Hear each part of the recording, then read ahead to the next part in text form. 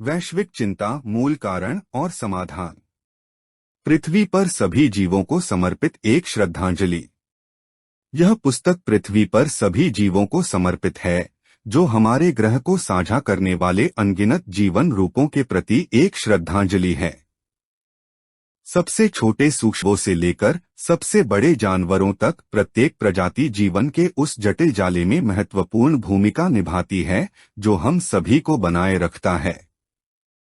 हम अक्सर यह भूल जाते हैं कि हम प्राकृतिक दुनिया से कितने गहरे जुड़े हुए हैं। फिर भी हर जीव, चाहे वह दृश्य हो या अदृश्य, हमारे पारिस्थितिकी तंत्र के स्वास्थ्य और संतुलन में योगदान करता है।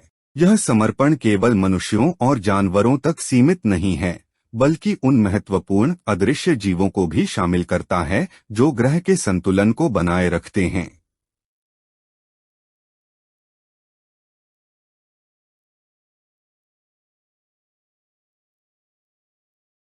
मिट्टी में सूक्ष्मजीव, परागण करने वाले कीट और हमारे शरीर में सूक्ष्मजीवी सभी जीवन के संचालन के लिए आवश्यक हैं।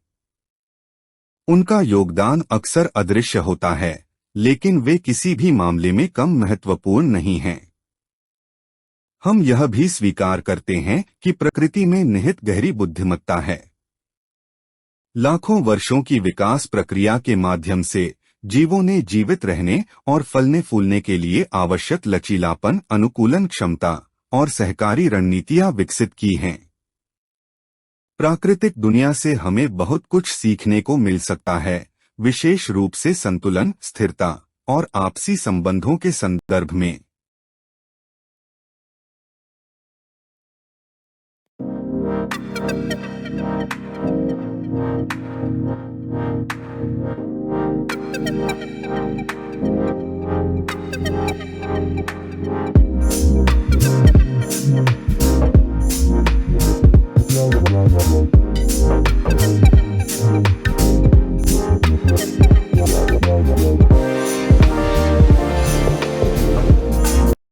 परिचय।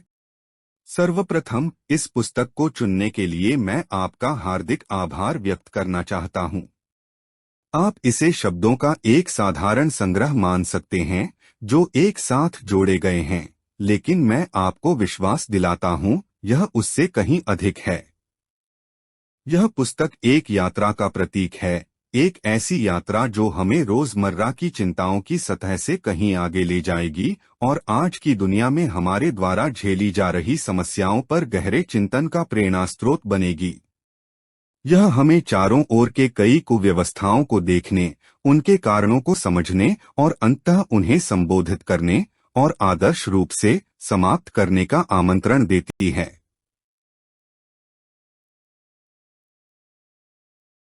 मैंने इस पुस्तक को लिखने के लिए खुद को मजबूर पाया जब मैंने देखा कि हमारे चारों ओर रोजाना कितनी अन्यायपूर्ण घटनाएं और त्रासदियां घटित होती हैं। आप में से कई लोग उन मुद्दों से जुड़ सकते हैं जिन पर मैंने ध्यान दिया है, क्योंकि युद्ध लगातार समुदायों को तबाह कर रहा है, जिससे निर्दोष जीवन की निरर्थक हानि हो रही है। पुरुष, महिलाएं और बच्चे सभी प्रभावित हो रहे हैं। हालांकि युद्ध एक प्रमुख बुराई है, यह एकमात्र बुराई नहीं है। हर दिन हम चुराई, तलाक, बलात्कार, उत्पीड़न, गरीबी, भ्रष्टाचार, घरेलू हिंसा और धर्म, जातीयता, शक्ति आदि के आधार पर सामाजिक असमानता जैसे अन्य प्रकार के नुकसान के बारे में सुनते हैं या व्यक्तिगत रूप से अनुभव करते हैं।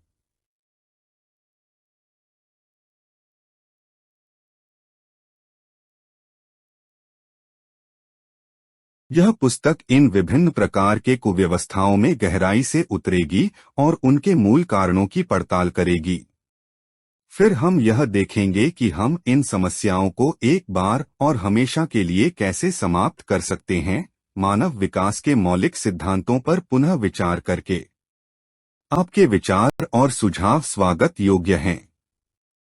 कृपया मुझसे ईमेल द्वारा संपर्क करें hrprat.sangh.kohle@gmail.com या व्हाट्सएप पर संपर्क करें या कॉल करें +918810571940।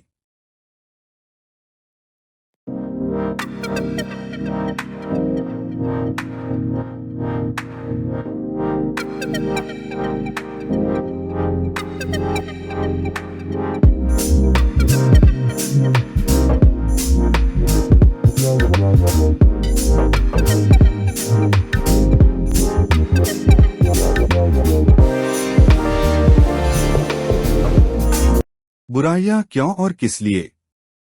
बुराइयां क्यों अस्तित्व में हैं?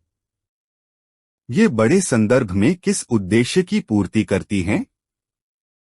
क्या बुरे कार्यों का कोई वैध औचित्य है या ये बस मानव स्थिति के दुर्भाग्यपूर्ण परिणाम के रूप में मौजूद हैं? ये सवाल नहीं हैं जो हम अक्सर अपने आप से पूछते हैं।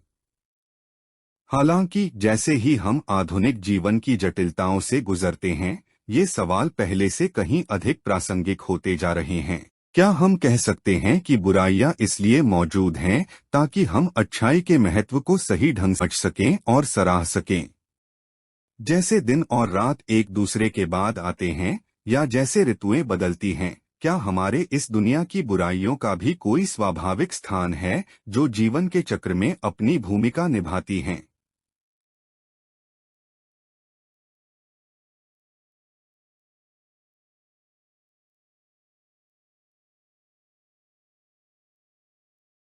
यह एक कठिन अवधारणा है, क्योंकि जितना हम यह स्वीकार करते हैं कि अच्छाई और बुराई एक दूसरे से जुड़ी होती हैं, उतना ही कोई भी वास्तव में अस्तित्व के दर्दनाक या विनाशकारी पहलू को गले नहीं लगाना चाहता। यह एक बात है कि हम प्रकाश और अंधकार के बीच संतुलन की आवश्यकता को पहचानें, लेकिन यह दूसरी बात है कि हम जीवन के अंधकार तत्वों के साथ आने वाले दुख को स्वीकार करें। आखिरकार अगर हम ईमानदार हैं, तो अधिकांश लोग दर्द, अन्याय और दुख के बिना जीना पसंद करेंगे।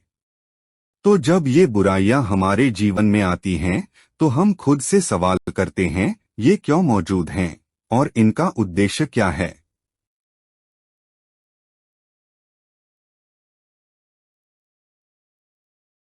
लेकिन अगर हम इस तर्क को मानते हैं और यह मानते हैं कि बुराइयां अच्छाई की सराहना करने के लिए होती हैं, तो क्यों हम इन बुराइयों के घटने पर शोक और दुख महसूस करते हैं? अगर बुराई का अस्तित्व अच्छाई के लिए आवश्यक है, तो क्यों हम चोर के चोरी करने पर या जब युद्ध हमारे समुदायों को नष्ट करता है तो दुखी होते हैं? अगर दुख जरूरी है या आनंद की गहरी समझ के लिए आवश्यक है, तो क्यों हम इसे इतनी दृढ़ता से नकारते हैं? आइए एक और विशिष्ट उदाहरण पर विचार करें। अगर इस कथित संतुलन के नाम पर हम बुरे कार्यों को बस स्वीकार कर लें और उन्हें बिना किसी विरोध के घटित होने दें। उदाहरण के लिए, क्या हमें चोरों को हमारे घरों में आने देना चाहिए, उन्हें हमारी प्रिय वस्तुएं ले जाने की अनुमति देनी चाहिए बिना किसी प्रयास के उन्हें रोकने का? क्या हमें बमों को हमारे शहरों में गिरने देना चाहिए, हमारे घरों को नष्ट होने देना चाहिए और हमारे प्रियजनों को मारने देना चाहिए और फिर उदासीनता या यहाँ तक कि खुशी के साथ प्रतिक्रिया करनी चाहिए? क्या हम सचमुच इस मानसिकता के साथ जीने का साहस रखते हैं? क्या हम अपने न्याय की मानव आवश्यकता को त्याग कर बस यह स्वीकार करने के लिए तैयार हैं कि बुराई को अस्तित्व में रहना चाहिए ताकि अच्छाई का संतुलन बना रहे?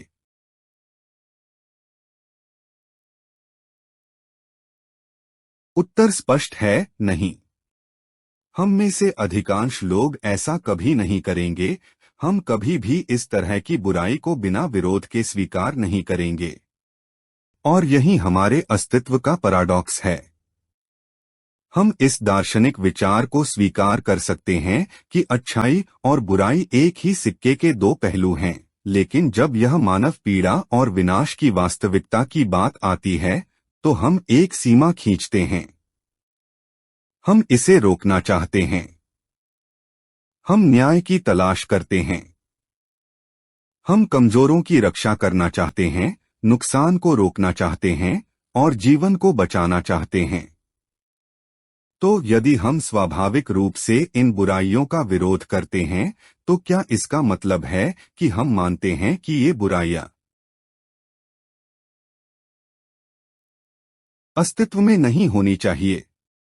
क्या यह संकेत करता है कि इन्हें रोका जाना चाहिए? हमारे पास निश्चित रूप से ऐसी संस्थाएं हैं जिनका उद्देश्य इन समस्याओं का समाधान करना है। सरकारें, धार्मिक संस्थाएं, कानून प्रवर्तन और न्यायालय। इनका उद्देश्य समाज को विनियमित करना, कानूनों को लागू करना और यह सुनिश्चित करना है कि न्याय प्रदान किया जाए। फिर भी जब हम चारों ओर देखते हैं तो यह स्पष्ट हो जाता है कि ये संस्थाएं अक्सर विफल हो जाती हैं। ये हमें चारों ओर मौजूद बुराइयों से बचाने में असफल हो जाती हैं और कई मामलों में ये संस्थाएं खुद समस्या का हिस्सा बन जाती हैं।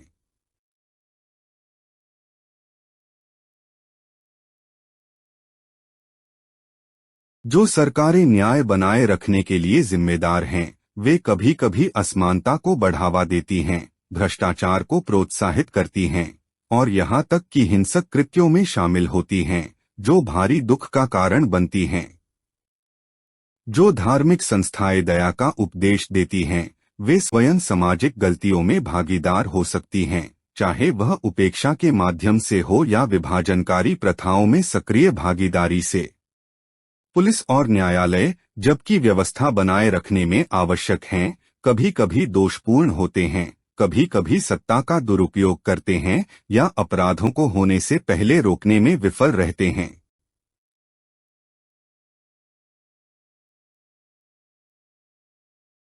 यह आधुनिक जीवन का विडंबना है। जो लोग हमारी भलाई की रक्षा करने के लिए जिम्मेदार हैं, वे अक्सर हमें असफल करते हैं। यह नहीं कहने का अर्थ है कि ये संस्थाएं महत्वपूर्ण कार्य नहीं करती, बल्कि इसका मतलब यह है कि उनकी प्रभावशीलता मानव दोषों, ताकत, भ्रष्टाचार और वैश्विक मुद्दों की जटिलता से प्रभावित होती है। जबकि कानून और नैतिक दिशानिर्देश बुराई को कम करने के लिए होते हैं, ये उपाय हमेशा सफल नहीं होते। अगर ऐसा होता तो हम एक ऐसे दुनिया में नहीं होते जिसमें हिंसा, अन्याय और दुख इतने व्यापक रूप से फैले होते। सवाल बना हुआ है, इन सभी बुराइयों का मूल कारण क्या है? हम अक्सर लक्षणों को संबोधित करने पर ध्यान केंद्रित करते हैं, अपराधियों को दंडित करना जब वे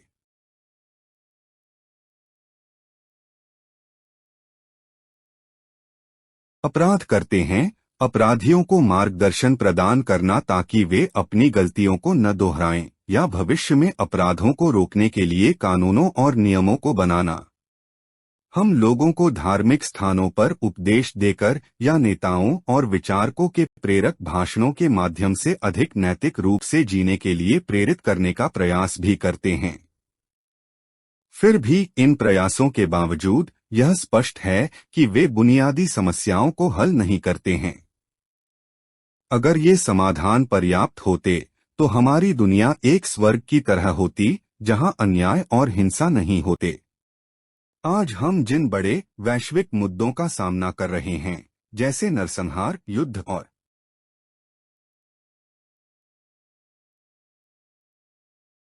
संघर्ष जो पूरे देशों को नष्ट कर देते हैं, क्या आपको लगता है कि आप या मैं जैसे सामान्य व्यक्ति या यहाँ तक कि कोई भी सरकार इन संकटों को रोकने की शक्ति रखते हैं?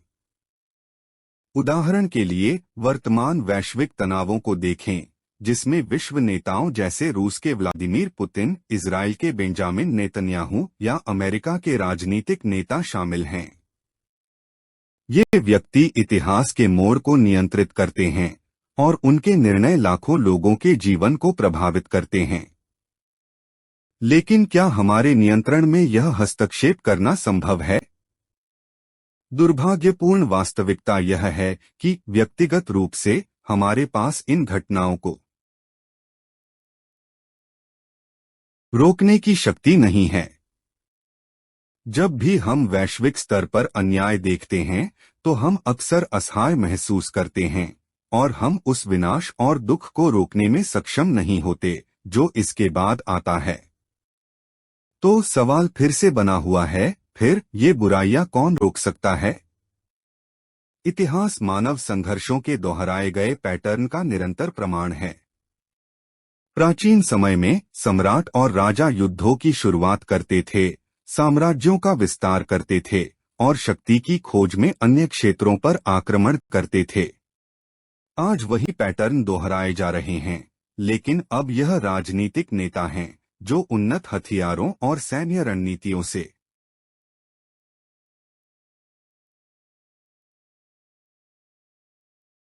लैस हैं, जो असंख्य लोगों के जीवन पर गहरा प्रभाव डालते हैं। जितना हम प्रतिरोध करना चाहते हैं, हम अक्सर इतने व्यापक बल के सामने असहाय होते हैं।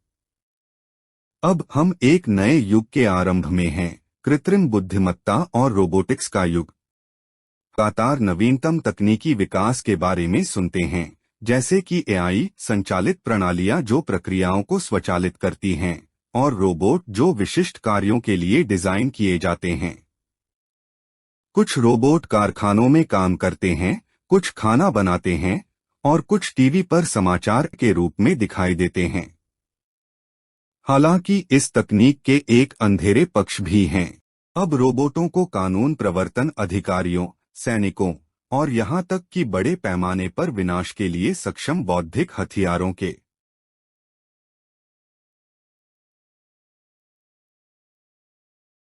रूप में डिजाइन किया जा रहा है।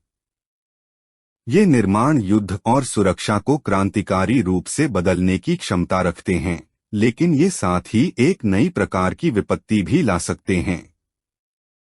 जो तकनीक हमें नुकसान से बचाने के लिए उपयोग की जा सकती है, वही हिंसा नियंत्रण के उपकरणों में भी बदली जा सकती है। यह एक महत्वपूर्ण सवाल उठाता है, इन सभी बुराइयों का मूल कारण क्या है? क्या यह कुछ बुरे व्यक्तियों के कार्य हैं? या यह एक प्रणालीगत समस्या है, हमारे द्वारा निर्मित संरचनाओं में अंतर्निहित दोष, चाहे राजनीतिक, आर्थिक या तकनीकी हो? क्या ये बुराइयां वही परिणाम हैं जो हमने अपने समाज और नियंत्रण बनाए रखने के लिए बनाई गई संरचनाओं के कारण भुगती हैं?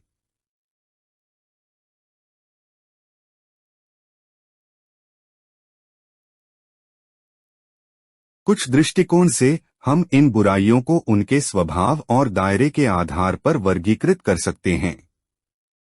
उदाहरण के लिए हमारे पास व्यक्तिगत बुराइयां हैं, जैसे चोरी या घरेलू हिंसा, जो व्यक्तियों और परिवारों को प्रभावित करती हैं।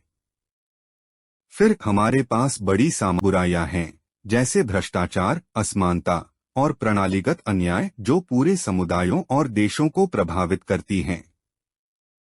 और अंत में हमारे पास वैश्विक बुराइयां हैं, जैसे युद्ध, नरसंहार और तकनीक का दुरुपयोग, जो समाजों और संस्कृतियों में दूरगामी परिणाम लाती हैं।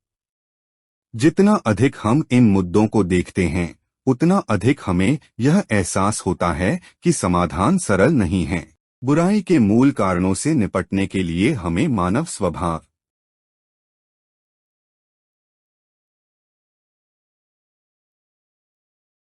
सामाजिक संरचनाओं और उन प्रणालियों के बारे में कठोर सत्य का सामना करना पड़ेगा जो हमारे संसार को आकारित करती हैं।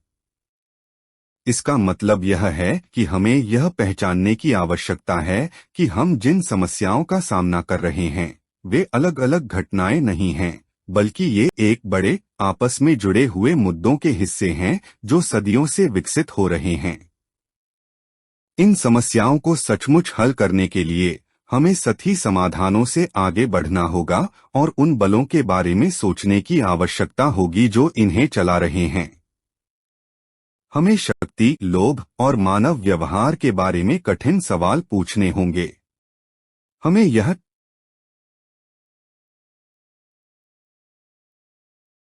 स्वीकार करना होगा कि हम जो संरचनाएं बना चुके हैं, चाहे राजनीतिक, सामाजिक या तकनीकी, वह पूरी तरह से सही नहीं हैं और अक्सर उन्हीं बुराइयों को बढ़ावा देती हैं जिन्हें हम समाप्त करना चाहते हैं।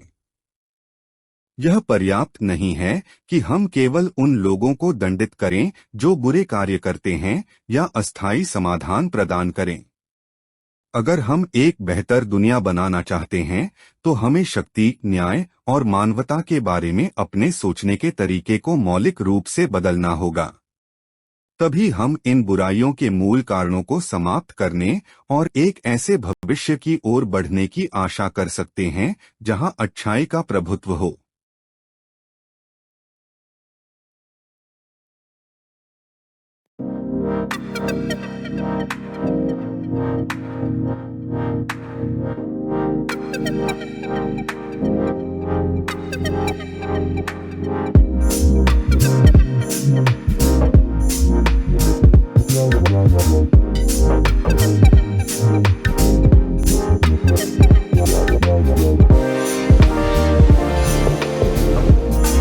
विभिन्न प्रकार की बुराइयां।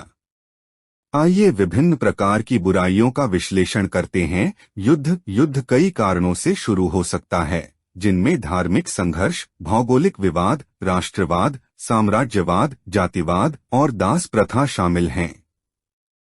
ये गहरे ऐतिहासिक, सामाजिक और राजनीतिक तनावों से उत्पन्न होते हैं।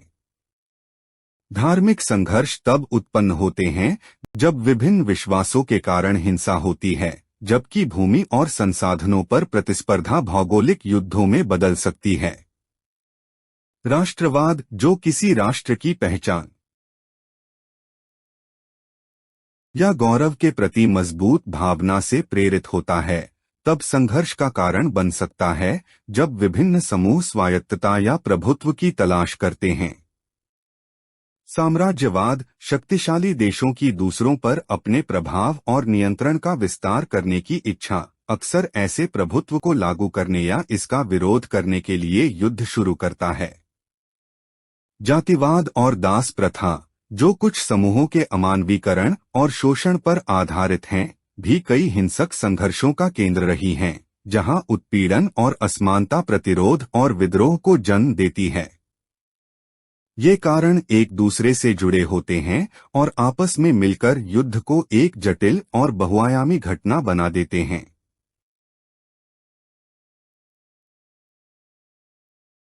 2. यौन उत्पीड़न। यौन उत्पीड़न अक्सर शत्रुता, शक्ति की इच्छा और किसी अन्य व्यक्ति पर नियंत्रण स्थापित करने की आवश्यकता से प्रेरित होता है। इन कृत्यों के पीछे यौन इच्छा नहीं, बल्कि विक्टिम को प्रभुत्व में लेने या धमकाने का गहरा, अधिक हानिकारक इरादा होता है। मनुष्यों में आत्मनियंत्रण की क्षमता होती है और वे यह तय कर सकते हैं कि वे अपनी यौन इच्छाओं को कैसे व्यक्त करें। इसका मतलब यह है कि यौन हिंसा एक जानबूझकर किया गया कृत्य है, न कि अनियंत्रित प्रवृत्ति जो हानि पहुंचाने के विकल्प के रूप में एक चयन का प्रतीक है। 3. तलाक। जोड़े तलाक लेने का निर्णय कई कारणों से करते हैं, जिनमें विश्वासघात, क्रूरता या शोषण, उपेक्षा, परित्याग और असमझौतापूर्ण मतभेद शामिल हैं। विश्वासघात अक्सर विश्वास के टूटने और भावनात्मक संबंधों के टूटने का कारण बनता है। क्रूरता या शोषण, चाहे वह शारीरिक, मानसिक या भावनात्मक हो, डर और नुकसान का वातावरण पैदा करता है। उपेक्षा, जिसमें एक साथी दूसरे के भावनात्मक, वित्तीय या शारीरिक आवश्यकताओं को पूरा नहीं करता, अलगाव और असंतोष का कारण बन सकती है। परित्याग, जहां एक साथी बिना किसी समर्थन या स्पष्टीकरण के दूसरे को छोड़ देता है, रिश्ते को पूरी तरह से नष्ट कर सकता है। अंत में, असमझौतापूर्ण मतभेद ऐसे मौलिक असहमतियां होती हैं जो किसी भी अन्य समस्या के समाधान से कहीं अधिक होती हैं। 4. घरेलू हिंसा। घरेलू हिंसा का मूल उद्देश्य किसी व्यक्ति पर शक्ति और नियंत्रण स्थापित करना होता है। यह जाति, लिंग, यौन रुझान या धर्म से प्रभावित नहीं है। कोई भी व्यक्ति इसका शिकार हो सकता है, चाहे उसकी पहचान या पृष्ठभूमि जैसी भी हो।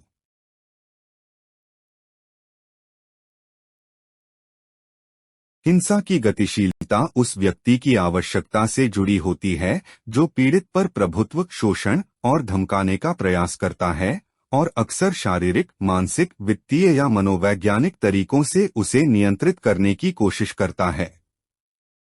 घरेलू हिंसा केवल एक विशेष समूह तक सीमित नहीं है। यह सभी जीवन के क्षेत्रों में व्यक्तियों को प्रभावित करती है, और इसके प्रभाव नकारात्मक होते हैं, चाहे पीड़ित कोई भी हो। 5. भ्रष्टाचार। भ्रष्टाचार कई आपस में जुड़े हुए कारणों से उत्पन्न हो सकता है, जो नैतिक शासन की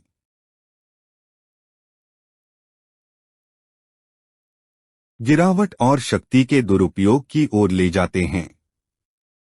एक मुख्य कारण पैसों के लिए लालच होता है, जब सत्ता में बैठे लोग जनता की भलाई की कीमत पर व्यक्तिगत वित्तीय लाभ चाहते हैं। 6. चोरी। क्लेप्टोमेनिया, जिसे विवश चोरी भी कहा जाता है, चोरी का एक नजरअंदाज किया गया कारण है। पारंपरिक चोरी के विपरीत, जो सामान्यतः वित्तीय लाभ या भौतिक वस्त्रों की इच्छा से प्रेरित होती है, क्लेप्टोमेनिया एक मानसिक विवशता से उत्पन्न होती है।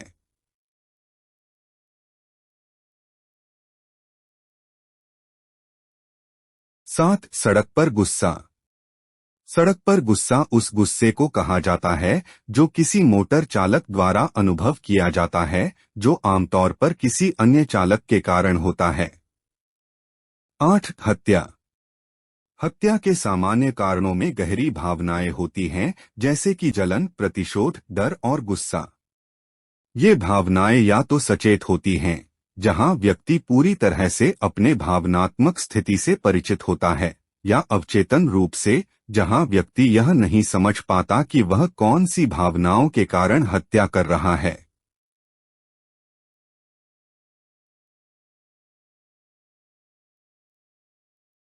9. झूठ बोलना। कई लोग झूठ बोलते हैं क्योंकि उन्हें दूसरों को प्रभावित करने, स्वीकृति प्राप्त करने या वे जो समझते हैं वह दूसरों को सुनाने का प्रयास होता है। यह झूठ बोलने की आदत अक्सर आत्मसम्मान की कमी से जुड़ी होती है।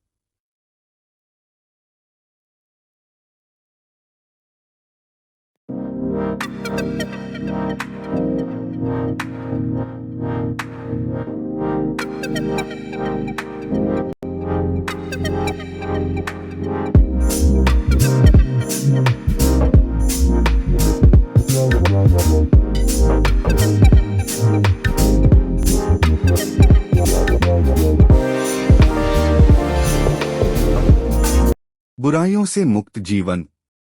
अगर हम एक ऐसे दुनिया में जीते जहां युद्ध, यौन उत्पीड़न, हत्या, चोरी, झूठ, तलाक, घरेलू हिंसा, भ्रष्टाचार, सड़क पर गुस्सा और अन्य सभी नकारात्मक घटनाएं न होती, तो हमारा जीवन गहरे और अद्वितीय तरीकों से बदल सकता था।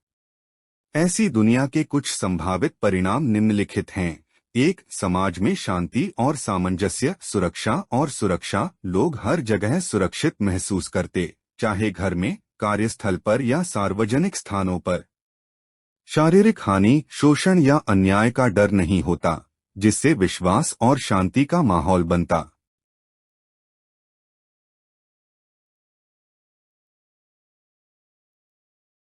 संघर्ष का अभाव। बिना युद्ध, आक्रामकता या हिंसा के कोई विध्वंस, दुख या जीवन की हानि नहीं होती। समुदाय संवाद, वार्ता और समझ के माध्यम से संघर्षों का समाधान कर सकते थे, जिससे गहरे रिश्ते और एकता का एहसास होता। 2. मजबूत प्रेमपूर्ण रिश्ते, स्थिर परिवार और समुदाय। घरेलू हिंसा, तलाक या मानसिक शोषण के खतरे के बिना परिवार और समुदाय फल फूल सकते थे। लोग आपसी सम्मान, प्रेम और समझ के आधार पर गहरे, सहायक रिश्ते बना सकते थे।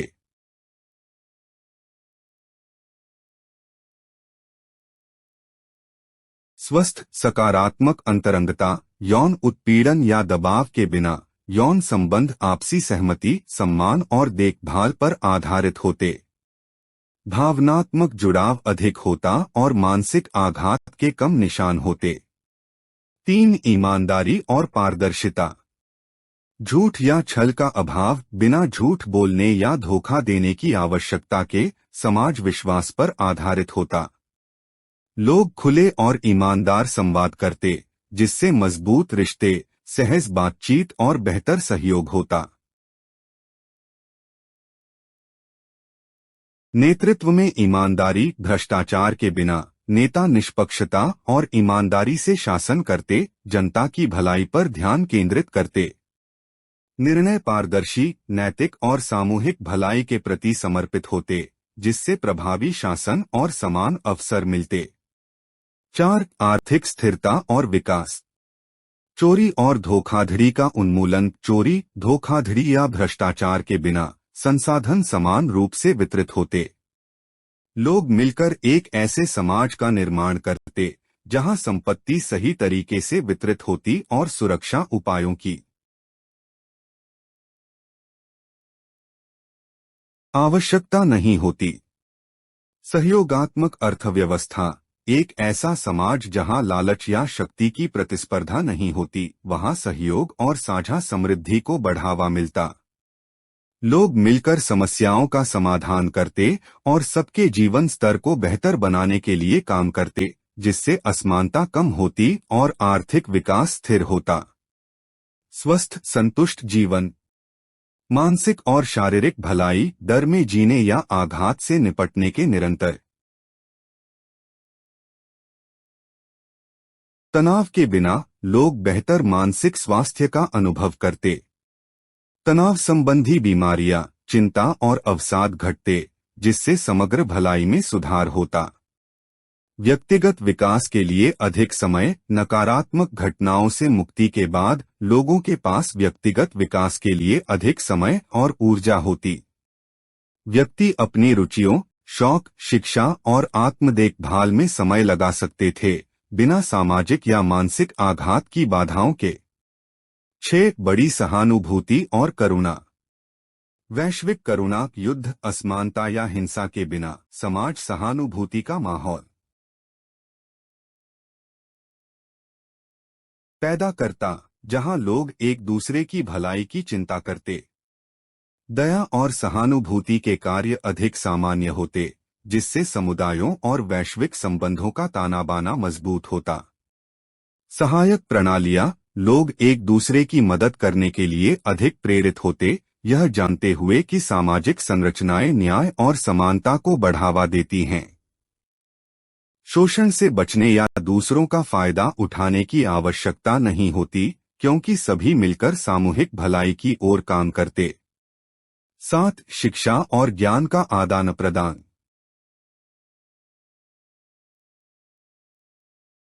शिक्षा और नवाचार पर ध्यान केंद्रित। एक शांतिपूर्ण और स्थिर दुनिया में संसाधन शिक्षा, शोध और नवाचार की दिशा में प्रवाहित होते, न कि सैन्य खर्च या संघर्ष समाधान में। लोग सीखने, बढ़ने और समाज की भलाई में योगदान देने का अवसर प्राप्त करते, बिना हिंसा या डर के। विचारों का स्वतंत्र आदान प्रदान। भ्रष्टाचार या विचारों के दमन के बिना बौद्धिक स्वतंत्रता फलती फूलती। विचारों और दृष्टिकोणों का आदान प्रदान हर क्षेत्र में तेज नवाचार को जन्म देता, चाहे वह विज्ञान, प्रौद्योगिकी, कला या संस्कृति हो। 8. पर्यावरणीय स्थिरता। पर्यावरणीय मुद्दों पर वैश्विक सहयोग। बिना संघर्ष या भ्रष्टाचार के वैश्विक समुदाय जलवायु परिवर्तन, वनों की कटाई और प्रदूषण जैसे पर्यावरणीय समस्याओं का समाधान करने के लिए एकजुट हो सकता था। लोग ग्रह को आने वाली पीढ़ियों के लिए संरक्षित करने पर ध्यान केंद्रित कर सकते थे, संसाधनों का सतत उपयोग और वैश्विक स्तर पर सहयोग कर सकते थे। स्वच्छ और सुरक्षित वातावरण। अपराध या उपेक्षा के बिना समुदाय अधिक स्वच्छ, स्वस्थ और सुंदर होते। अधिक ध्यान जीवन योग्य, हरे भरे स्थानों को बनाने पर होता, जो सभी की भलाई में योगदान करते।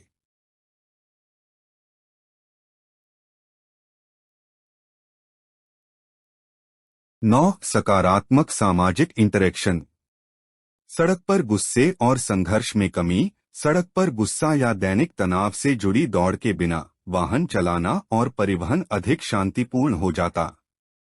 लोग अधिक धैर्य और समझ के साथ संवाद करते, जिससे दुर्घटनाएं कम होती और जीवन की गुणवत्ता में सुधार होता।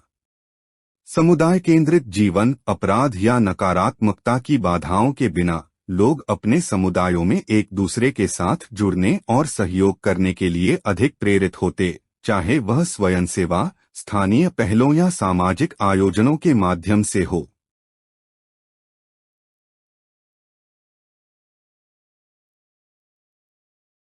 दस, मानव अधिकारों के लिए सार्वभौम सम्मान। सभी के लिए समान अधिकार, भेदभाव, उत्पीड़न या शोषण के बिना हर व्यक्ति को समान अधिकार और अवसर मिलते। लोग अपनी पहचान व्यक्त करने, अपने सपनों का पालन करने और किसी भी तरह के उत्पीड़न के डर के बिना जीने के लिए स्वतंत्र होते।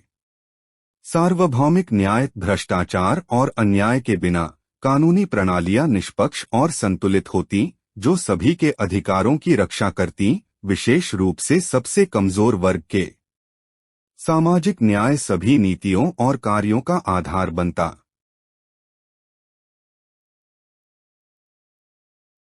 यूटोपियन समाज में चुनौतियां। हालांकि ऐसी दुनिया का विचार आदर्श है, इसे प्राप्त करना व्यक्तिगत और सामूहिक व्यवहार, मूल्यों और प्रणालियों में महत्वपूर्ण बदलाव की आवश्यकता होगी। इसके लिए चाहिए निरंतर शिक्षा और विकास, लोगों को सहानुभूति, सहयोग, नैतिकता और सामाजिक जिम्मेदारी पर निरंतर शिक्षा की आवश्यकता होगी। वैश्विक सहयोग, एक ऐसी दुनिया जिसमें नकारात्मक घटनाएं न हो, को शांतिपूर्ण, समान और न्यायपूर्ण संस्थाओं के साथ वैश्विक सहयोग की आवश्यकता होगी।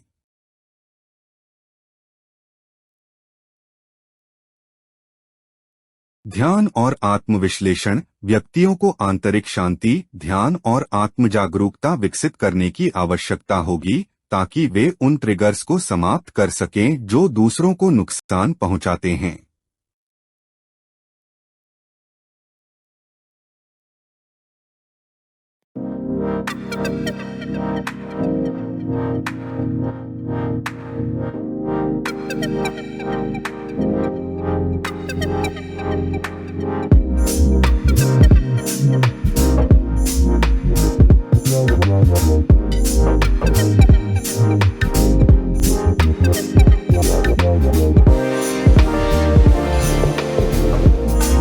सभी बुराइयों की मूल वजह है। वर्तमान युग में हम निरंतर महत्वपूर्ण आविष्कारों और नवाचारों को देख रहे हैं। हमने रोबोट विकसित किए हैं, चांद और अन्य ग्रहों की यात्रा की है और ऐसी उपलब्धियां हासिल की हैं जो कभी असंभव मानी जाती थीं।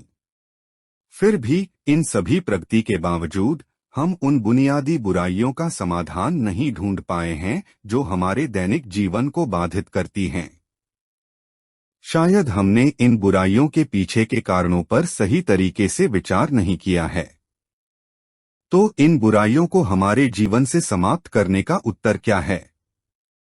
क्या हम कभी यह सोचने के लिए रुके हैं कि हम जो दर्द और हानि रोज महसूस करते हैं, उसके वास्तविक कारण क्या हैं? सभी बुराइयों के मूल कारण हैं: 1. लालसा और यौन इच्छाएं। यौन इच्छाएं और लालसा का अधिक होना व्यक्ति को मानसिक, शारीरिक और भावनात्मक रूप से असंतुलित कर सकता है। यह न केवल व्यक्तिगत रिश्तों को प्रभावित करता है, बल्कि समाज में भी अत्याचार और अपराध को जन्म देता है। 2. डर, असुरक्षा और कम आत्मसम्मान। जब व्यक्ति अपने आप को असुरक्षित महसूस करता है या उसे अपने अस्तित्व पर खतरा लगता है, तो वह कई बार गलत रास्ते पर चल पड़ता है। कम आत्मसम्मान भी उसे दूसरों से प्रतिस्पर्धा करने या अपनी पहचान बनाने के लिए गलत कदम उठाने के लिए प्रेरित करता है। 3. गुस्सा, आक्रामकता, हिंसा, क्रूरता और शोषण। गुस्सा और आक्रामकता व्यक्ति को हिंसा या शोषण की ओर ले जाते हैं। यह मानसिक अस्थिरता का परिणाम हो सकता है जो दूसरों को नुकसान पहुंचाने या अपने भीतर की असंतोष और गुस्से को बाहर निकालने के लिए उकसाता है। 4 अहंकार, लालच, शक्ति, नियंत्रण, जलन और प्रतिशोध। व्यक्ति का अहंकार, सत्ता की लालसा और दूसरों से श्रेष्ठ दिखने की चाहत उसे दूसरों के खिलाफ क्रूर बनाने की वजह बनती है। जलन और प्रतिशोध भी बुराई के रूप में सामने आते हैं जो केवल नफरत और विभाजन को बढ़ावा देते हैं। 5 अविन्यास, उपेक्षा और परित्याग।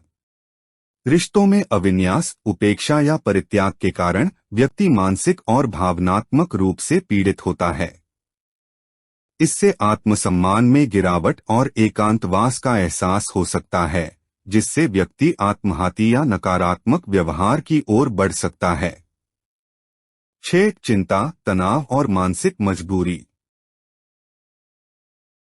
अत्यधिक चिंता, मानसिक तनाव और विभिन्न मानसिक मजबूरियां व्यक्ति के निर्णय लेने की क्षमता को प्रभावित करती हैं। यह व्यक्ति को बेचैन, असंतुलित और अक्सर गलत कार्य करने के लिए प्रेरित करती हैं, जिससे वह दूसरों या खुद को नुकसान पहुंचा सकता है। इन सभी कारणों को समझकर हम बुराई की जड़ को पहचान सकते हैं और अपने जीवन और समाज में सुधार की दिशा में कदम उठा सकते हैं।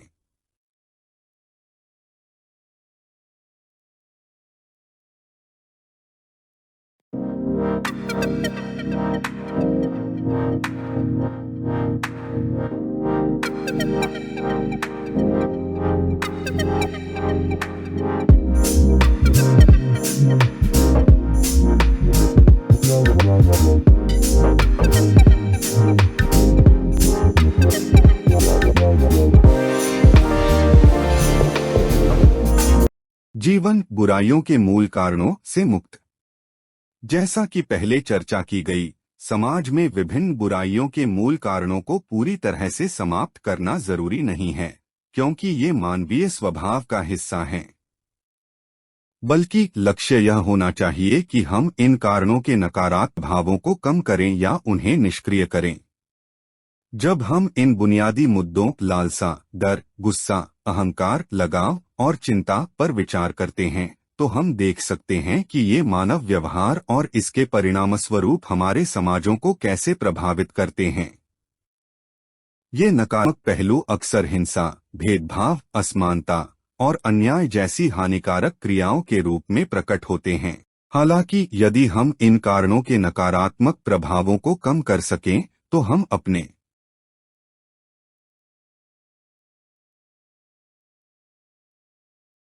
संसार को गहरे और सार्थक तरीकों से बदल सकते हैं। ऐसे बदलाव हमारे समाज को सामंजस्यपूर्ण, न्यायपूर्ण और दयालु बना सकते हैं। यहाँ कुछ संभावित परिणामों का विस्तार से वर्णन किया गया है। 1 कोई सीमा नहीं, एक एकीकृत वैश्विक समाज। जब मानव स्वभाव के नकारात्मक प्रभाव कम होते हैं, तो देशों, महाद्वीपों, राज्यों या शहरों के बीच कृत्रिम सीमाएं समाप्त हो सकती हैं। आजकल जो विभाजन होते हैं, वे अक्सर संघर्षों, युद्धों और तनावों का कारण बनते हैं। यदि ये सीमाएं अब मौजूद नहीं होंगी, तो मानवता एक अधिक एकीकृत वैश्विक समुदाय के रूप में कार्य करेगी। 2 भेदभाव का उन्मूलन, सभी के लिए समानता। जब मानव स्वभाव के नकारात्मक पहलू जैसे लालच, अहंकार और असुरक्षा कम हो जाते हैं, तो लिंग, जाति, धर्म या रंग के आधार पर भेदभाव समाप्त हो जाएगा। ऐसे में सभी व्यक्तियों को उनके लिंग, नस्ल या पृष्ठभूमि के बजाय उनके व्यक्तित्व के रूप में देखा जाएगा। 3 धार्मिक विभाजन का अंत, विविधता में एकता। अगर अहंकार, डर और घृणा जैसी नकारात्मक शक्तियों को निष्क्रिय किया जाए, तो धार्मिक समूहों के बीच विभाजन और संघर्ष भी समाप्त हो जाएगा। विभिन्न धर्मों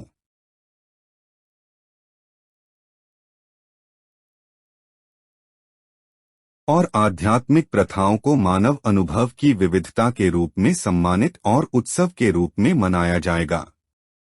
4. यौन उत्पीड़न, घरेलू हिंसा और तलाक का अंत। यौन उत्पीड़न, घरेलू हिंसा और तलाक जैसे गंभीर सामाजिक मुद्दे जो अक्सर लालसा, गुस्सा, असुरक्षा और शक्ति संघर्ष से उत्पन्न होते हैं, वे महत्वपूर्ण रूप से घटित हो जाएंगे। लोग एक दूसरे की सीमाओं का सम्मान करते हुए रिश्तों में विश्वास, पारस्परिक सम्मान और समझ के साथ जीवन बिताएंगे। 5. मांस हत्या और युद्ध का अंत।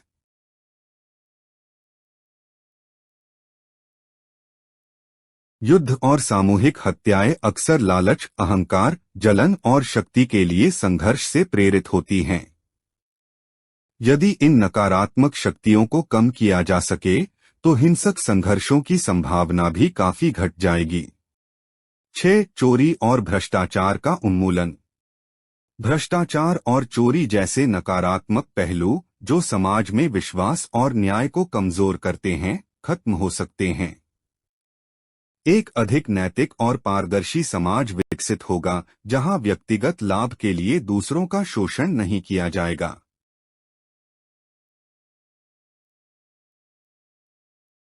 7. रोड रेज और हत्या का अंत। गुस्सा, हताशा और नियंत्रण की आवश्यकता अक्सर सड़क पर हिंसा या हत्या के रूप में प्रकट होती है। अगर हम इन नकारात्मक भावनाओं को कम कर सकें तो सड़क पर हिंसा और हत्या में उल्लेखनीय कमी आएगी। लोग एक दूसरे के साथ सम्मान और समझ से पेश आएंगे। 8. ईमानदारी की संस्कृति। अगर डर, असुरक्षा और लालच के नकारात्मक पहलू कम हो जाएं, तो झूठ और धोखाधड़ी लगभग खत्म हो जाएगी। समाज में पारदर्शिता, ईमानदारी और विश्वास आधारित संबंध विकसित होंगे।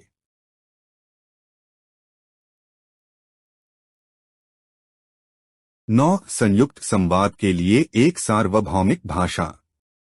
भाषा की दीवारें अक्सर समझ और सहयोग में बाधा डालती हैं। यदि अहंकार और डर कम हो जाएं, तो एक सार्वभौमिक भाषा के माध्यम से लोग बिना किसी बाधा के संवाद कर सकेंगे, जिससे वैश्विक सहयोग और समझ में वृद्धि होगी।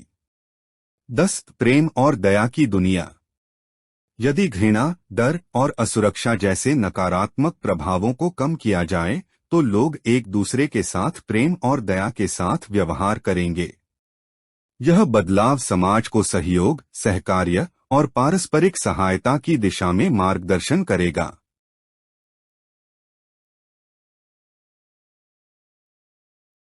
11. कोई भूखा नहीं रहेगा। यदि लालच और लगाव को कम किया जाए तो संसाधनों का समान वितरण होगा। कोई भी भूखा या बेघर नहीं रहेगा। गरीबी और भूख का समाधान हो जाएगा और सभी को बुनियादी आवश्यकताओं का समान अधिकार मिलेगा। 12. समान उपचार सभी के लिए। अगर समाज में लालच, शक्ति और अहंकार जैसे नकारात्मक गुण कम हो जाएं, तो सभी व्यक्तियों को समान अवसर, संसाधन और अधिकार मिलेंगे। भेदभाव खत्म होगा और लोग एक दूसरे के साथ समान रूप से कार्य करेंगे।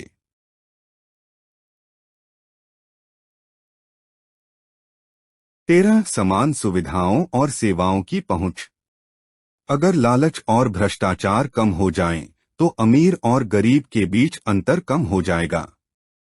सभी को समान गुणवत्ता वाली स्वास्थ्य सेवा, शिक्षा और जीवन सुविधाओं की उपलब्धता होगी। 14. सभी के लिए सुरक्षित भविष्य। यदि डर और असुरक्षा कम हो जाएं, तो लोग यह महसूस करेंगे कि उनका और उनके बच्चों का भविष्य सुरक्षित है। समाज में स्थिर, निष्पक्ष और समान अवसर सुनिश्चित करने के लिए सरकारें काम करेंगी।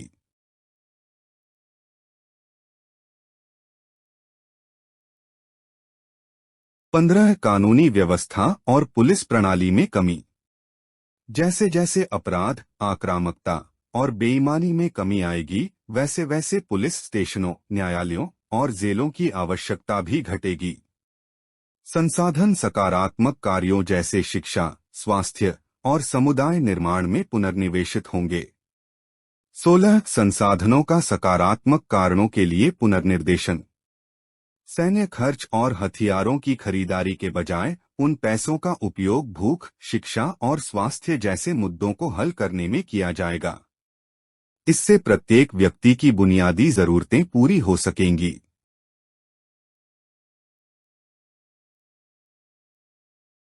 17 असीम संभावनाओं की दुनिया। अगर हम मानव स्वभाव के नकारात्मक पहलुओं को कम करने में सफल होते हैं, तो दुनिया में सकारात्मक बदलाव की विशाल संभावना है। हम एक ऐसे समाज की ओर बढ़ सकते हैं जहां शांति, प्रेम और न्याय का शासन हो। इस प्रकार के बदलावों से एक अधिक प्रेमपूर्ण, दयालु और सहयोगी दुनिया का निर्माण होगा, जिसमें हर किसी के लिए अनगिनत सकारात्मक संभावनाएं होंगी।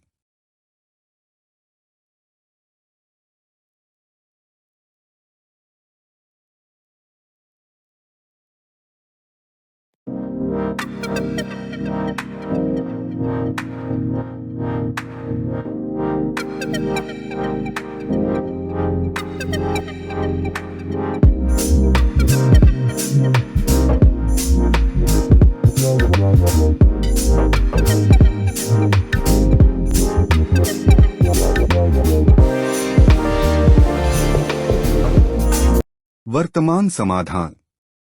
जैसा कि पहले चर्चा की गई, इन मूल कारणों से जुड़े अधिकांश मुद्दे मानसिक, भावनात्मक और कभी-कभी शारीरिक प्रक्रियाओं से संबंधित होते हैं। इसलिए इनका समाधान एक बहुआयामी दृष्टिकोण से करना होता है। इसमें आत्मजागरूकता, भावनात्मक प्रबंधन, संज्ञानात्मक पुनर्व्याख्या और कभी-कभी पेशेवर सहायता शामिल हो सकती है। नीचे कुछ रणनीतियों पर विचार किया गया है जो इन बुराइयों के प्रभावों को कम करने में मदद कर सकती हैं। 1. लालसा और यौन इच्छाएं। माइंडफुलनेस और ध्यान। माइंडफुलनेस का अभ्यास करें ताकि आप अपनी सोच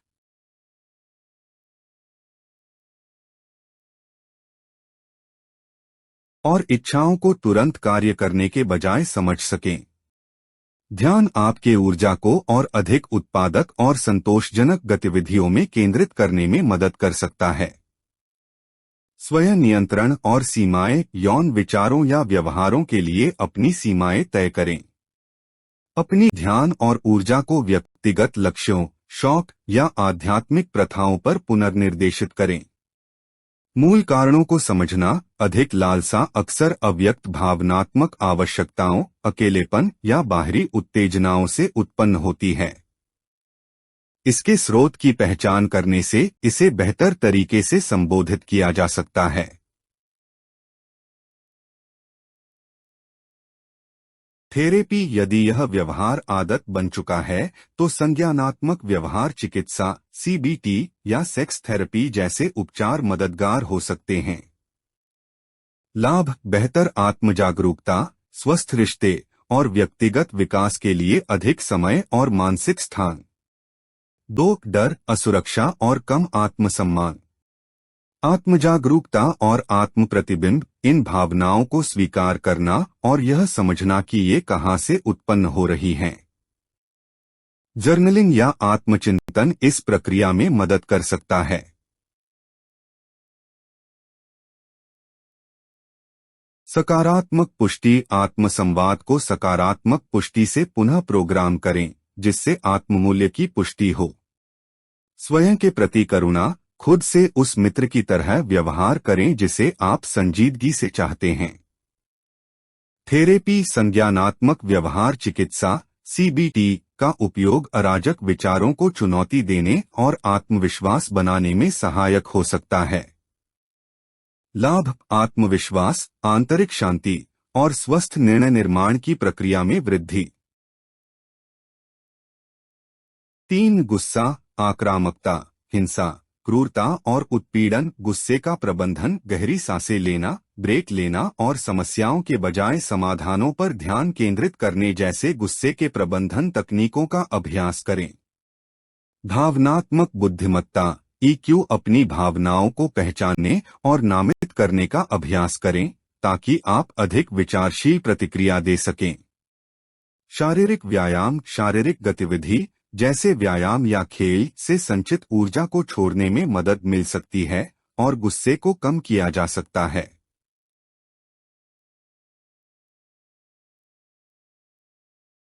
थेरेपी एक विशेषज्ञ थेरेपिस्ट, विशेष रूप से जो गुस्से के प्रबंधन में माहिर हो, आपको स्वस्थ तरीके से भावनाओं को व्यक्त करने के उपाय सिखा सकता है।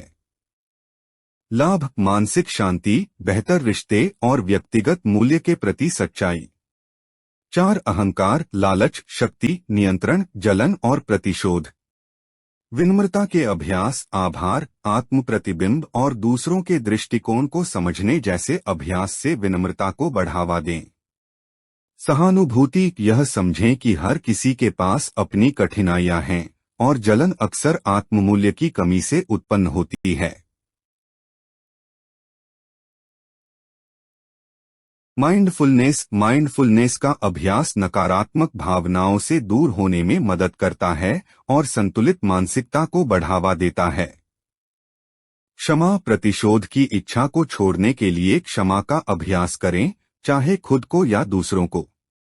लाभ: स्वस्थ रिश्ते, आंतरिक शांति और व्यक्तिगत सत्य के साथ मेलजोल।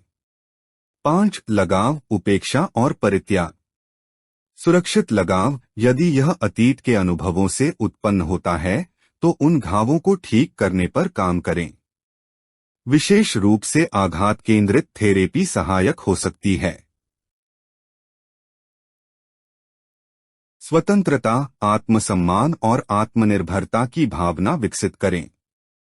स्वयं की देखभाल करें और स्वस्थ रिश्तों में योगदान दें।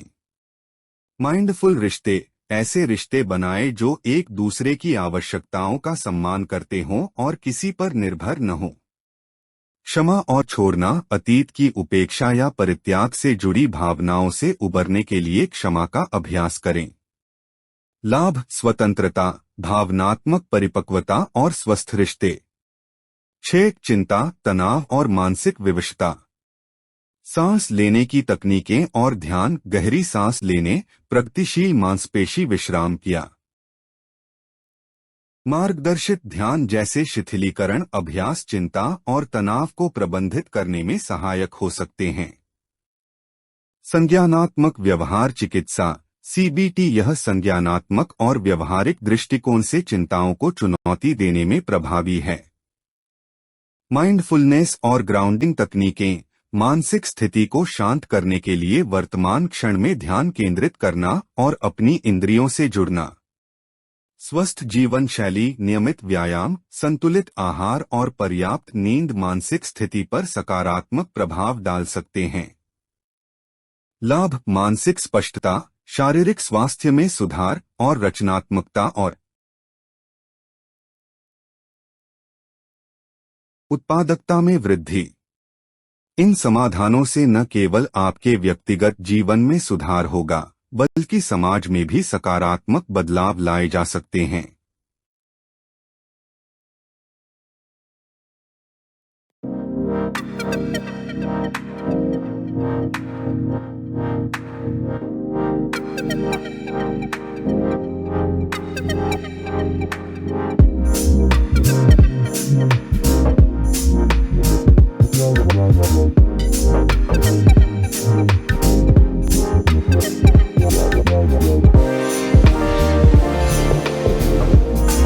ईश्वर सर्वशक्तिमानता, सर्वज्ञानी एवं सर्वव्यापकता। ईश्वर कौन है या क्या है? यह सवाल सदियों से विभिन्न संस्कृतियों, धर्मों और दार्शनिकताओं में गहरे चिंतन और बहस का विषय रहा है। इसके मूल में ईश्वर का अवधारणा एक व्यक्तिगत और सार्वभौम समझ है जो मानवता के बीच साझा है। हालांकि ईश्वर की व्याख्याएं बहुत भिन्न हो सकती हैं, कुछ गुण ऐसे हैं जो कई धार्मिक परंपराओं में स्थिर रहते हैं। ईश्वर को अक्सर सर्वशक्तिमान, सर्वज्ञानी और सर्वव्यापी के रूप में वर्णित किया जाता है। अर्थात ईश्वर सर्वशक्तिशाली, सर्वज्ञ और हर जगह उपस्थित हैं। ये गुण ईश्वर को एक ऐसे प्राणी के रूप में प्रस्तुत करते हैं जो मानव समझ से परे हैं, जिनका स्वभाव और तत्व हमारी समझ की सीमाओं से परे हैं।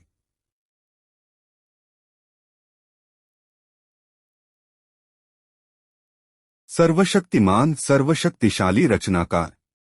कई धार्मिक विश्वासों का एक केंद्रीय सिद्धांत यह है कि ईश्वर सर्वशक्तिमान है, अर्थात ईश्वर के पास असीमित शक्ति और अधिकार है। यह अवधारणा इस विचार की नींव है कि ईश्वर ब्रह्मांड और उसमें जीवन के रचनाकार हैं। कई धार्मिक परंपराओं के अनुसार अस्तित्व में जो कुछ भी है, चाहे वह ब्रह्मांड का विशाल विस्तार हो या पृथ्वी पर सबसे छोटे जीव, वह सब ईश्वर की दिव्य इच्छा और शक्ति का परिणाम है। ईश्वर की शक्ति का आकार मानव समझ से परे है। चाहे वह तारों, आकाशगंगाओं की रचना हो या पृथ्वी पर जीवन का जटिल डिजाइन, ईश्वर की सर्वशक्ति यह सुझाव देती है कि ईश्वर जो चाहे कर सकते हैं, इसके लिए कोई सीमा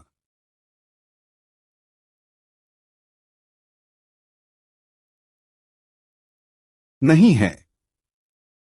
हालांकि सर्वशक्तिमान का यह विचार यह नहीं दर्शाता कि ईश्वर की शक्ति अनियंत्रित या अराजक है। वास्तव में कई विश्वास प्रणालियां यह मानती हैं कि ईश्वर की शक्ति एक क्रम, उद्देश्य और बुद्धिमानी के साथ कार्य करती है।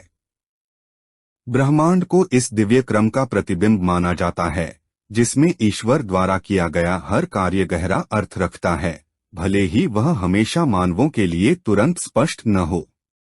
इस प्रकार सर्वशक्तिमान ईश्वर की अवधारणा विश्वासियों को ब्रह्मांड के कार्यों के पीछे दिव्य बुद्धिमानी पर विश्वास करने के लिए प्रेरित करती है, यहाँ तक कि कठिनाइयों या अनिश्चितता के समय में भी।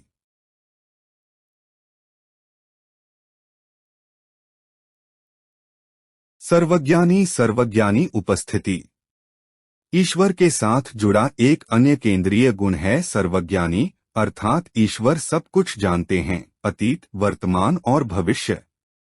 ईश्वर का ज्ञान असीम और संपूर्ण है, जो न केवल दुनिया की क्रियाओं और घटनाओं को बल्कि हर के आंतरिक विचारों, इच्छाओं और प्रेरणाओं को भी शामिल करता है।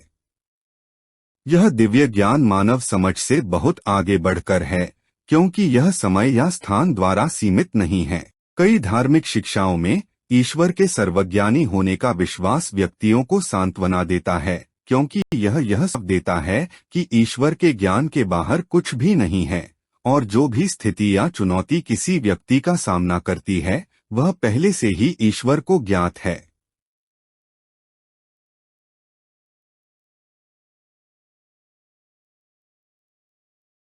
सर्वज्ञानी होने का अर्थ यह भी है कि ईश्वर की क्रियाएं अनंत बुद्धिमानी द्वारा निर्देशित होती हैं। जबकि मानव जीवन की जटिलताओं को समझने में संघर्ष करते हैं, ईश्वर का सर्वज्ञानी स्वभाव विश्वासियों को आश्वस्त करता है कि एक बड़ा उद्देश्य कार्यान्वित हो रहा है जो मानव समझ से परे है। जो लोग इस विश्वास में विश्वास करते हैं, उन्हें ईश्वर के सर्वज्ञानी होने पर विश्वास करना एक शांति का अनुभव कराता है, क्योंकि यह सुझाव देता है कि सब कुछ एक कारण से होता है और ईश्वर हमेशा यह जानते हैं कि व्यक्ति किस मार्ग पर हैं, भले ही यह उन्हें तुरंत स्पष्ट न हो। सर्वव्यापी, सदा उपस्थित शक्ति, सर्वशक्तिमान और सर्वज्ञानी होने के अलावा ईश्वर को सर्वव्यापी भी कहा जाता है।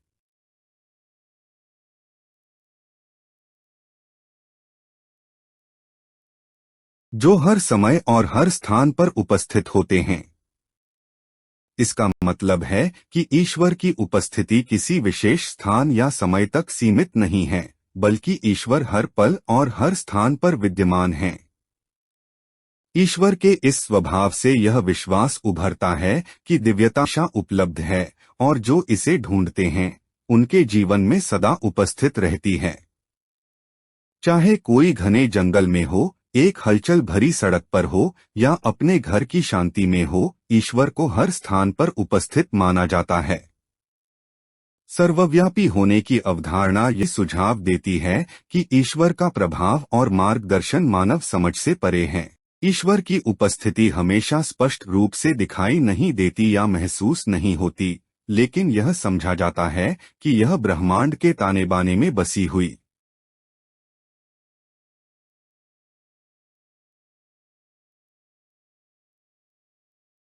है। ईश्वर का यह सर्वव्यापी स्वभाव विश्वासियों द्वारा अपने आप को कुछ बड़े से जुड़े होने का अनुभव करता है, यह जागरूकता कि वे एक बड़े पूरे का हिस्सा हैं। इस प्रकार ईश्वर की सर्वव्यापकता का विचार श्रद्धा और सम्मान उत्पन्न करने के लिए प्रेरित है, क्योंकि यह याद दिलाता है कि हम कभी भी पूरी तरह से अकेले नहीं होते, यहाँ तक कि अकेलेपन या निराशा के क्षणों में भी। एकमात्र सत्य ईश्वर। विभिन्न धार्मिक परंपराओं में एक सर्वोच्च सर्वशक्तिशाली देवता के अस्तित्व में विश्वास सामान्य रूप से देता है, जिसने ब्रह्मांड और उसमें समस्त जीवों की रचना की। इस ईश्वर को अस्तित्व के सभी स्रोतों और संसार में सभी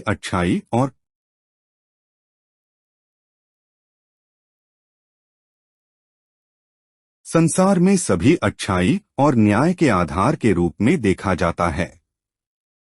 चाहे उसे ईश्वर, अल्लाह, यहोवा या किसी अन्य नाम से संबोधित किया जाता हो, यह एकमात्र दिव्य रचनाकार में विश्वास कई प्रमुख धर्मों जैसे कि ईसाई धर्म, इस्लाम, यहूदी धर्म और अन्य का प्रिय विश्वास है।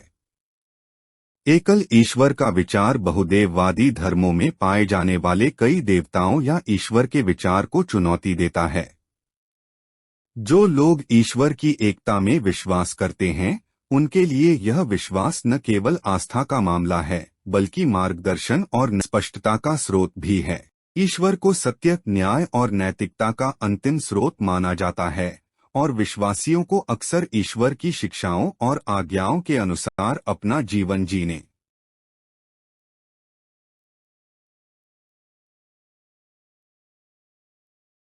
के लिए प्रेरित किया जाता है।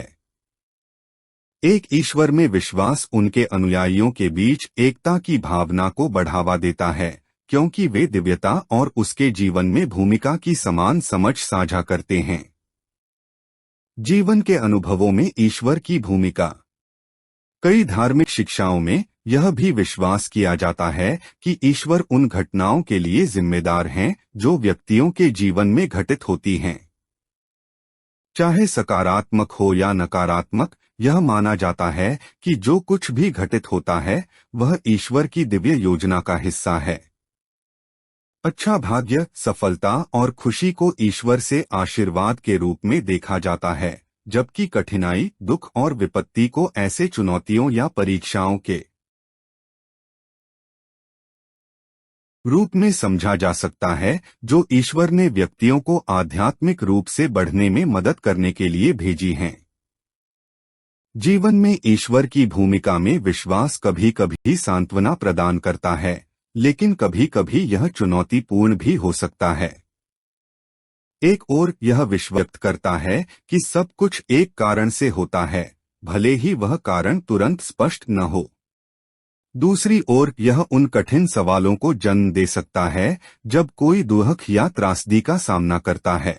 यदि ईश्वर सर्वशक्तिमान और सर्वज्ञानी है, तो अच्छे लोगों के साथ बुरा क्यों होता? ये सवाल बहुत से धार्मिक अनुयायियों के मन में उठते हैं और विभिन्न परंपराएं दुनिया में दुख की उपस्थिति के लिए विभिन्न व्याख्याएं प्रदान करती हैं।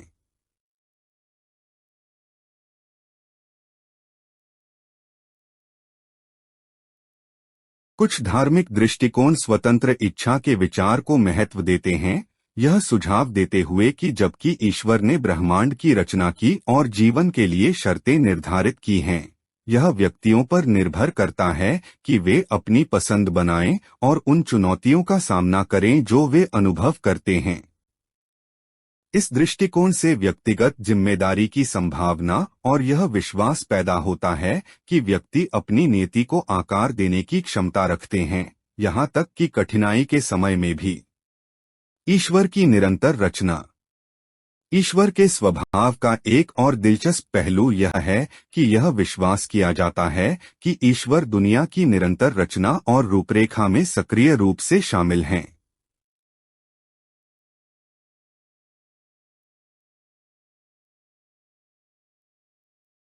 जबकि कई धर्म यह सिखाते हैं कि ईश्वर ने अतीत में ब्रह्मांड की रचना की, वहीं यह विश्वास भी है कि ईश्वर अभी भी जीवन की निरंतर रचना में सक्रिय रूप से शामिल हैं। यह विश्वास इस विचार में परिलक्षित होता है कि नए प्रजातियां, पारिस्थितिकी तंत्र और यहाँ की ब्रह्मांडीय घटनाएं भी ईश्वर की दिव्य रचनात्मकता और बुद्धिमत्ता द्वारा निरंतर अस्तित्व में लाई जा रही हैं। मानव समझ की सीमाएं।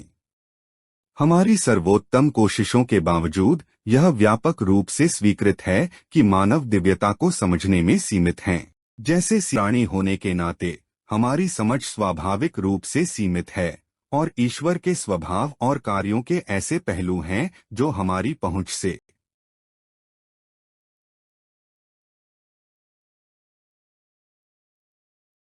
बाहर हैं। इस संदर्भ में ईश्वर का विचार विनम्रता को प्रोत्साहित करता है, हमें यह याद दिलाता है कि हम ब्रह्मांड या अस्तित्व के कार्यों पर अंतिम प्राधिकरण नहीं हैं। स्वतंत्र इच्छा और जिम्मेदारी। जबकि ईश्वर ने ब्रह्मांड और समस्त जीवन की रचना की हो सकती है, कई धार्मिक परंपराएं यह भी मानती हैं कि मानव को स्वतंत्र इच्छा का उपहार दिया गया है। इसका मतलब यह है कि जबकि ईश्वर अंतिम रचनाकार हैं, यह हम पर निर्भर करता है कि हम उस जीवन के मार्ग पर जो चुनौतियां होती हैं, उसे पार करें और अपने फैसले लें।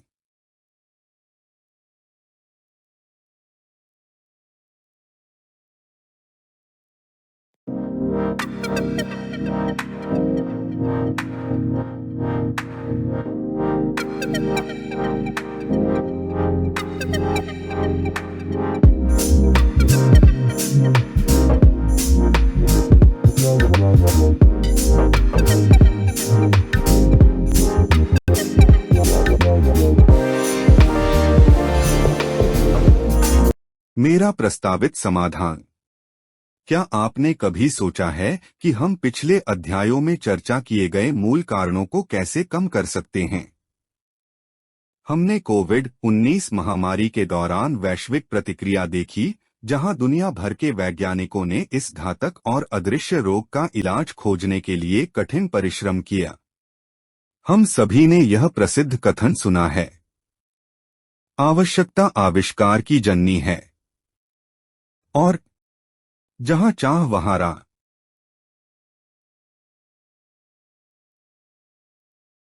ये सिद्धांत महामारी के दौरान स्पष्ट रूप से प्रदर्शित हुए, क्योंकि केवल एक साल में वैज्ञानिकों ने वायरस के प्रसार को रोकने के लिए पहला टीका विकसित किया। इसके बाद विभिन्न देशों ने इस टीके के बेहतर संस्करण बनाए। इसने यह साबित कर दिया कि अगर हमारे पास दृढ़ संकल्प और आवश्यकता हो तो कुछ भी असंभव नहीं है। तो फिर हम सामाजिक बुराइयों के मूल कारणों के लिए टीका क्यों नहीं बना सकते?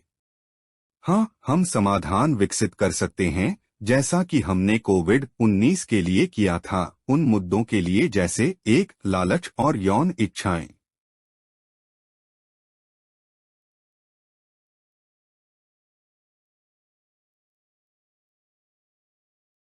दो, डर, असुरक्षा और कम आत्मसम्मान। 3, गुस्सा, आक्रामकता, हिंसा, क्रूरता और दुर्व्यवहार।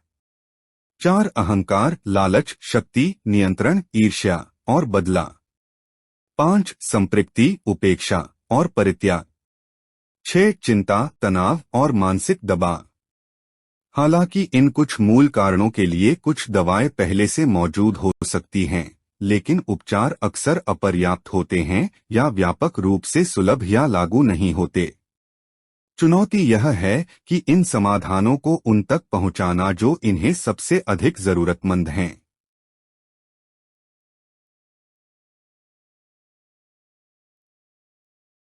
और यह सुनिश्चित करना कि ये मूल कारणों को प्रभावी ढंग से हल करें।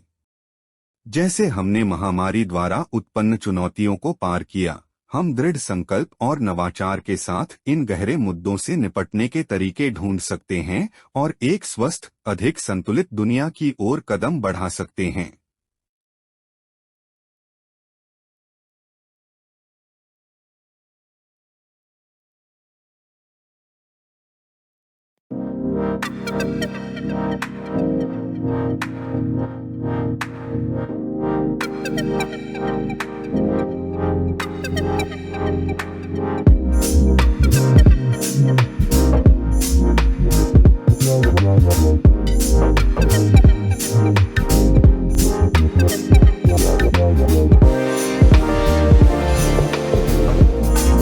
इलाज का कार्यान्वयन।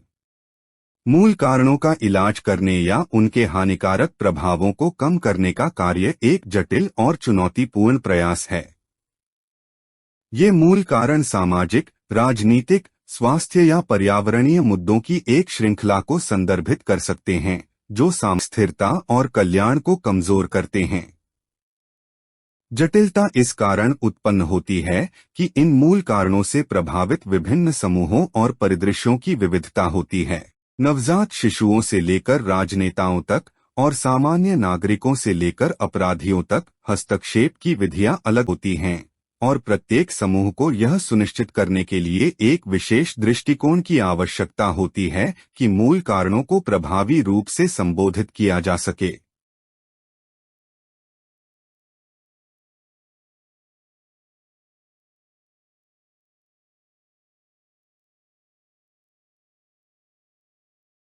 इस चर्चा में हम यह जानने का प्रयास करेंगे कि इन समूहों को किस प्रकार से संबोधित और इलाज किया जा सकता है ताकि उन मूल कारणों को कम किया जा सके जो समाज पर गहरा प्रभाव डालते हैं।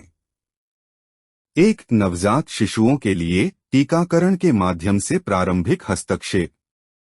नवजात शिशु एक विशेष रूप से संवेदनशील जनसंख्या वर्ग का प्रतिनिधित्व करते हैं, और इस समूह में मूल कारणों को संबोधित करने का प्रयास जल्दी शुरू होना चाहिए। इस प्रक्रिया में टीकाकरण एक महत्वपूर्ण भूमिका निभाता है। नवजात शिशुओं के लिए जीवन के पहले 2 साल स्वास्थ्य के लिए एक मजबूत नींव स्थापित करने में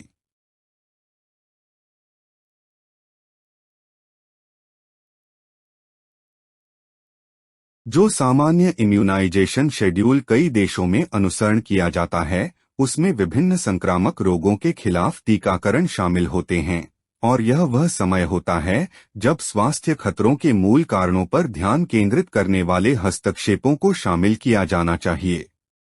संक्रामक रोगों या पर्यावरणीय कारकों को संबोधित करने वाले टीकाकरण की शुरुआत दीर्घकालिक जटिलताओं को रोकने और हानिकारक स्थितियों के प्रसार को रोकने में मदद कर सकती है।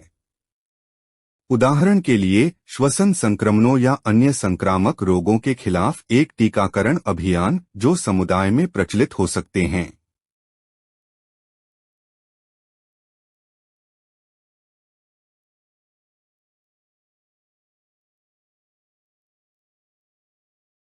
नवजात शिशुओं पर इन रोगों के प्रभाव को महत्वपूर्ण रूप से कम कर सकता है। सरकारों और स्वास्थ्य प्रणालियों को यह सुनिश्चित करना चाहिए कि ये टीके सामान्य टीकाकरण कार्यक्रमों में शामिल किए जाएं, ताकि नवजात शिशु इन्हें पोलियो, हेपेटाइटिस बी या खसरे जैसे अन्य महत्वपूर्ण टीकों के साथ प्राप्त कर सकें। इसके अलावा कुछ मामलों में नवजात शिशुओं को पर्यावरणीय प्रदूषकों या कुपोषण का सामना करना पड़ सकता है, जो उनके दीर्घकालिक स्वास्थ्य को प्रभावित कर सकते हैं। प्रारंभिक हस्तक्षेप जैसे कि उचित मातृ देखभाल, पोषण समर्थन और निवारक स्वास्थ्य सेवाएं इन पर्यावरणीय और सामाजिक कारकों को कम करने के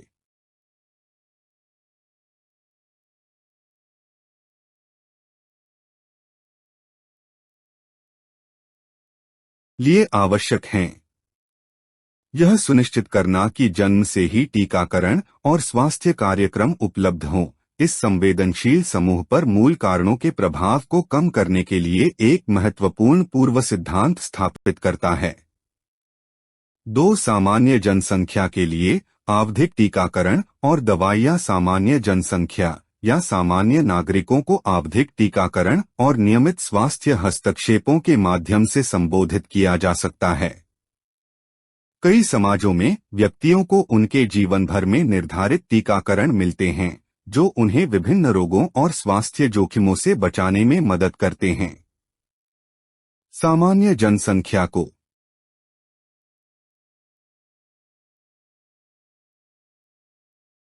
प्रभावित करने वाले मूल कारणों में संक्रामक रोग, जीवन शैली से संबंधित स्वास्थ्य मुद्दे या यहां तक कि स्वास्थ्य देखभाल, शिक्षा या सुरक्षित रहने की स्थिति जैसी सामाजिक निर्धारक भी शामिल हो सकते हैं।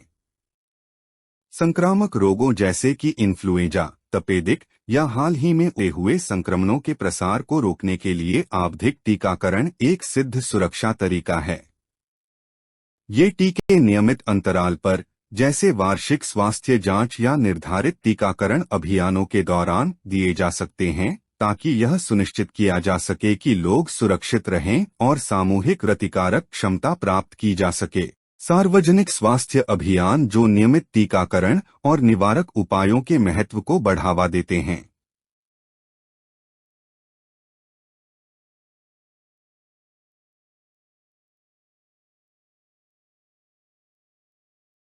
संक्रामक रोगों के सामान्य जनसंख्या पर प्रभाव को कम करने में मदद कर सकते हैं। टीकों के अलावा दवाएं भी सामान्य जनसंख्या में मूल कारणों को संबोधित करने में महत्वपूर्ण भूमिका निभाती हैं। उदाहरण के लिए उच्च रक्तचाप, मधुमेह या हृदय रोग पुरानी स्वास्थ्य स्थितियों को दवाओं की पेशकश और स्वस्थ जीवन शैली को बढ़ावा देने के माध्यम से संबोधित किया जा सकता है। इन स्थितियों की प्रारंभिक पहचान और निरंतर प्रबंधन पर ध्यान केंद्रित करके व्यक्तियों को दीर्घकालिक जटिलताओं को रोकने और उनके जीवन गुणवत्ता में सुधार में मदद मिल सकती है।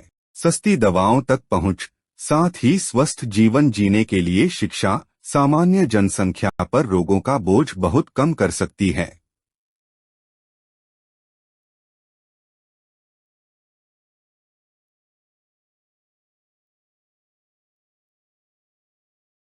सरकारों और स्वास्थ्य संगठनों को यह सुनिश्चित करने के लिए एक साथ काम करना चाहिए कि टीके और उपचार सभी को सुलभ हों, चाहे उनका सामाजिक आर्थिक स्थिति कुछ भी हो। इसका मतलब है कि स्वास्थ्य देखभाल संरचना में सुधार, पहुंच में बाधाओं को कम करना और सार्वजनिक स्वास्थ्य शिक्षा अभियान चलाना जो लोगों को निवारक स्वास्थ्य उपायों को गंभीरता से अपनाने के लिए प्रेरित करें। 3 अपराधियों और आतंकवादियों के लिए कारावास में और स्वतंत्र व्यक्तियों के लिए विशेष उपचार और दृष्टिकोण। अपराध और आतंकवाद के मूल कारणों का समाधान एक विशेष चुनौती है, जबकि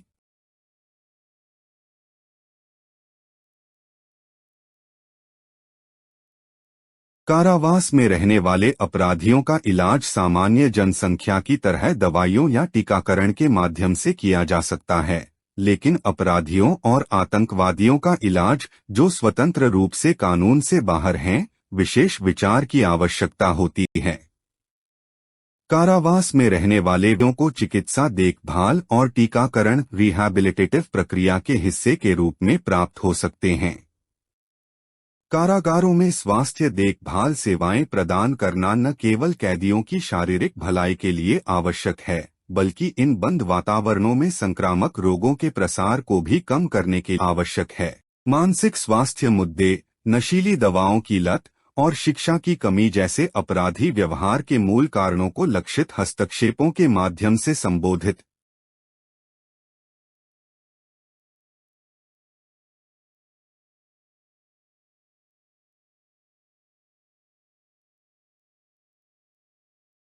करना, जैसे काउंसलिंग, व्यावसायिक प्रशिक्षण और नशा उपचार अपराधियों के पुनर्वास में मदद कर सकता है और पुनः अपराधीकरण की संभावना को कम कर सकता है। हालांकि स्थिति तब और जटिल हो जाती है जब हम उन व्यक्तियों से निपटते हैं जो कारावास में नहीं हैं। कानून से बाहर काम करने वाले अपराधियों और आतंकवादियों के लिए आधिकारिक चुनौतियां उत्पन्न होती हैं। उनके व्यवहार अक्सर जटिल सामाजिक, राजनीतिक, मानसिक और वैचारिक कारकों में निहित होते हैं, जिससे पारंपरिक उपचार विधियां कम प्रभावी हो सकती हैं। व्यक्तियों की विशिष्ट आवश्यकताओं को पूरा करने के लिए विशेष कार्यक्रमों की आवश्यकता होती है, जैसे कि आतंकवाद के लिए पुनरुद्धार उपाय, मानसिक स्वास्थ्य काउंसलिंग और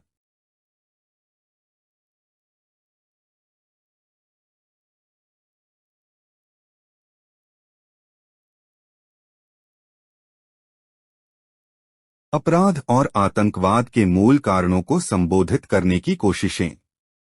कभी कभी यह दृष्टिकोण कानून प्रवर्तन और खुफिया संचालन शामिल कर सकता है, ताकि अपराध और आतंकवादी नेटवर्क को विघटित किया जा सके।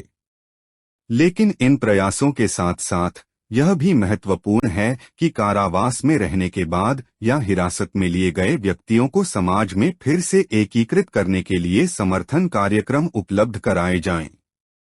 4. राजनेताओं और सत्ता में लोगों के लिए नेतृत्व में मूल कारणों का समाधान। वह समूह जो मूल कारणों के इलाज के लिए सबसे कठिन है, वह है राजनेता और वे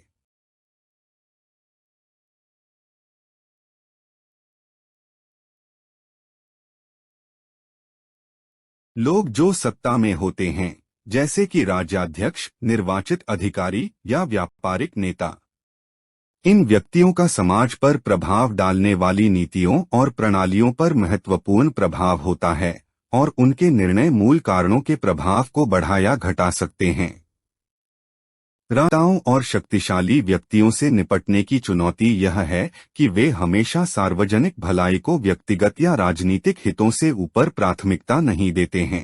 कुछ मामलों में राजनीतिक नेता सक्रिय रूप से या तो मूल कारणों को संबोधित करने के प्रयासों का विरोध करते हैं या उन्हें कमजोर करते हैं, विशेष रूप से यदि ऐसा करना उनके सत्ता पर पकड़ को खतरे में डालता है या उनके विचारधारात्मक दृष्टिकोण से टकराता है। इस स्तर पर मूल कारणों को प्रभावी ढंग से संबोधित करने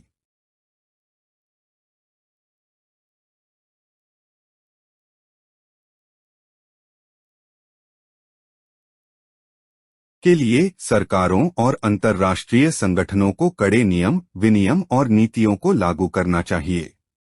इसमें ऐसे जवाबदेही तंत्र बनाना शामिल हो सकता है जो नेताओं को सार्वजनिक स्वास्थ्य और सामाजिक कल्याण के प्रति उनकी प्रतिबद्धताओं के लिए जवाबदेह ठहराते हैं। सरकारें पारदर्शिता की प्रोत्साहना कर सकती हैं, लोकतांत्रिक संस्थाओं को मजबूत कर सकती हैं और यह सुनिश्चित कर सकती हैं कि शक्ति का प्रयोग समाज के सर्वोत्तम हित में किया जाए।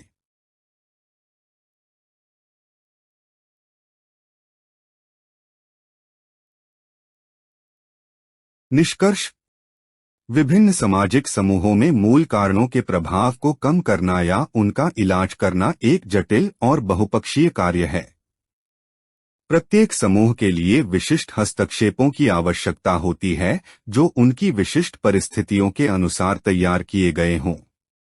धन्यवाद।